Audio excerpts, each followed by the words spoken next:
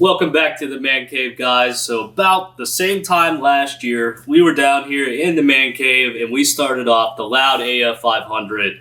A lot of you guys stayed through that whole series and watched. I really appreciate that. If you don't know about that, a little bit of background is I bought a bunch of performance parts for the car, got it pro-tuned, and it was just a good time. So what I've done over this winter is hoard parts for my WRX.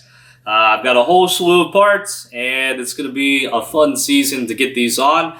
Just got to wait for it to warm up a little bit. So what we're looking at today, yes, we have the HKS coilovers. These are the Hipermax. So these are the softest ones that they offer in the Hipermax category for the 2015 plus WRX. I've had my eye on these for a while. I would say these are in maybe the middle ground for cost for coilovers. There are cheaper ones out there, a lot more expensive ones out there. You know, like the KWs, those are almost $4,000. I think, don't get me wrong, those are probably a great set of coilovers, but that's just way too pricey to put on a road car. So what we've got here is the HKSs, the Hipermax, the GTs. I really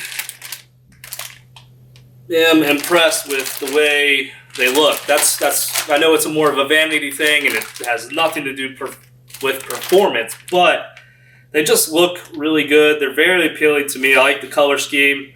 And I did have the opportunity to try these out. My buddy Chris, he had these on his car, and I was able to test drive that car and feel for myself these coilovers firsthand. So after that, I had my impressions, and it really stuck in my head. It was a good coilover that felt like it was supple over rough bumps and normal road driving, and that's primarily what I'm doing with this car. So that's why I went with this version and not the SP version. The SP version is what, 25% stiffer than this.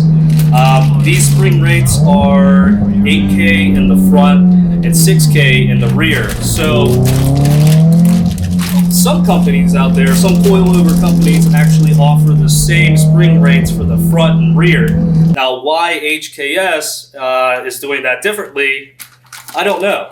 But there's got to be some reason to it. And I feel like, I don't know, man, just the Japanese companies seem like they put more care into some of the products that they release. Some companies, you know, are just out there to make money. For me, one of the big benefits of the HKS coilovers here is that they're ready to go out of the box. They're pretty much set with the ride height, and you really don't have to make any adjustments as long as you're happy. And I think it lowers the car maybe 20 millimeters or something like that. So that's just really nice right off the bat. They're just kind of prepared for you. Open them out of the box and just throw them into your car.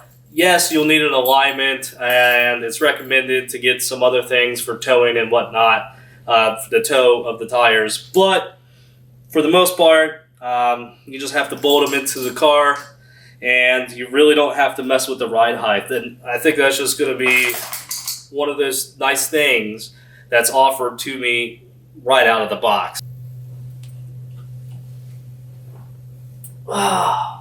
Don't be afraid to rock a little extra protection when you get some coilovers, guys. You're going to need this. It's very good to have this to keep the salt and the snow and the dirt and all of that nastiness from the world out there, all of it from coming in. This is your barrier to protect your brand new set of coilovers. It's just a dust boot. It's as simple as a little dust boot for your coilover. And hopefully this will provide you with some more longevity if you live in states that snow and put salt on the ground. Well, dudes, thanks for watching. Hopefully you guys are looking forward to these coilovers going onto the car. It's pretty simple install. But anyway, we'll get them on, we'll get the car aligned, and then we'll have some more parts from my WRX's Horde, or Winter Horde, to go on the car. And if you haven't already, subscribe. I'm telling you, you guys watching this on your phone, you might not realize this channel has less than 1,800 subscribers. So if you do that, it helps the channel out, and I'd appreciate it. But anyway, I'll catch you guys on the next one.